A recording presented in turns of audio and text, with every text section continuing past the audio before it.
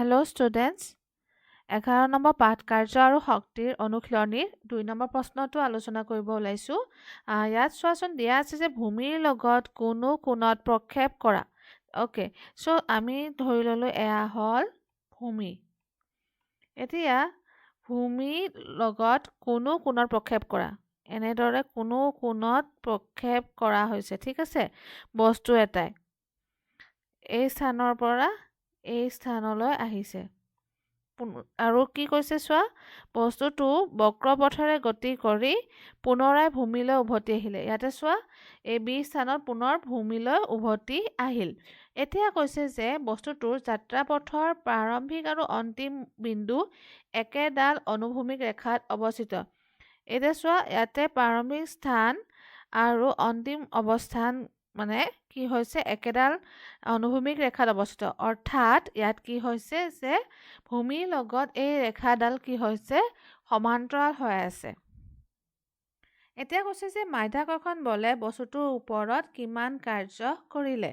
এতিয়া মাধ্যাকৰ্ষণ বলে কৰা কাৰ্যৰ কাৰণে আমি জানো যে মাধ্যাকৰ্ষণে যদি কোনো কাৰ্য কৰে কোনো এটা বস্তুৰ ওপৰত, ঠিক আছে, মাধ্যাকৰ্ষণ বলে কৰা কাৰ্যৰ পৰিমাণ বস্তুটোৰ উলম্ব উচ্চতাৰ, মানে যদি বস্তু এটা থাকে তেন্তে সেই উচ্চতা, উলম্ব উচ্চতা প্ৰাৰম্ভিক আৰু অন্তিম অৱস্থানৰ মাজৰ সেই উচ্চতাৰ ওপৰত নিৰ্ভৰ কৰে, ঠিক আছে। এতিয়া ইয়াতে যদি আমি চাওঁ, ইয়াত দুয়োটা অৱস্থান চোৱাচোন অনুভূমিক ৰেখাত অৱস্থিত।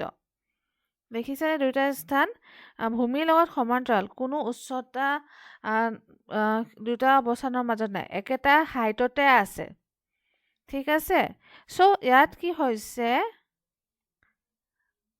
উচ্চতা 0 হৈছে, যিহেতু দুয়োটা বিন্দু প্ৰাৰম্ভিক বিন্দু আৰু অন্তিম বিন্দু একেডাল অনুভূমিক ৰেখাত অৱস্থিত। চ' ইয়াত কি হৈছে, উচ্চতা 0।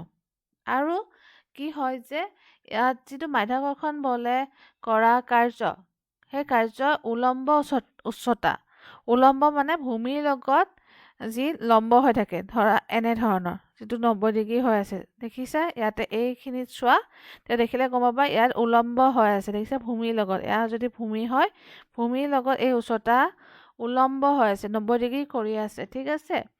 চ' সেই উলম্ব উচ্চতাৰ ওপৰত এই দিশত নিৰ্ভৰ কৰিব, ঠিক আছে। চ' এই ক্ষেত্ৰত আমি ক'ব পাৰোঁ যে কাৰ্য হোৱা নাই বস্তুটোৰ ওপৰত, কোনে কাৰ্য কৰা নাই, মাধ্যাকৰ্ষণ বলে। গতিকে ইয়াত আমি এনেদৰে লিখিব পাৰোঁ, চোৱা, যিহেতু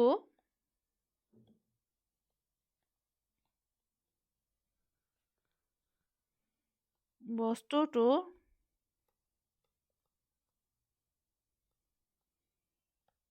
প্ৰাৰম্ভিক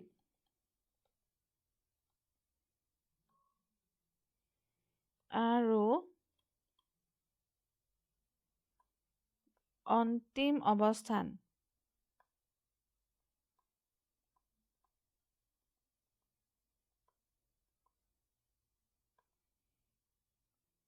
একেডাল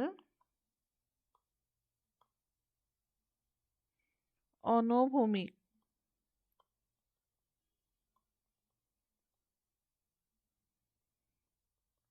ৰেখাত অৱস্থিত, গতিকে উলম্ব উচ্চতা is equals to 0. গতিকে আমি এতিয়া পাম মাধ্যাকৰ্ষণ বলে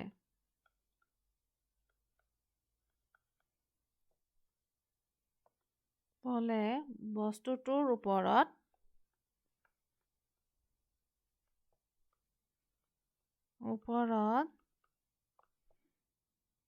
কৰা কাৰ্য হ'ল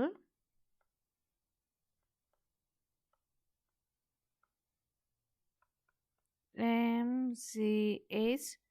চ' আমি পাম mg ইনটু 0 so 0 গতিকে আমি ক'ব পাৰোঁ যে মাধ্যাকৰ্ষণ বলে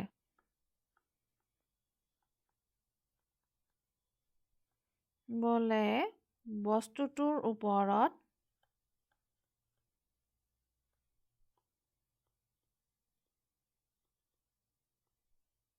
কোনো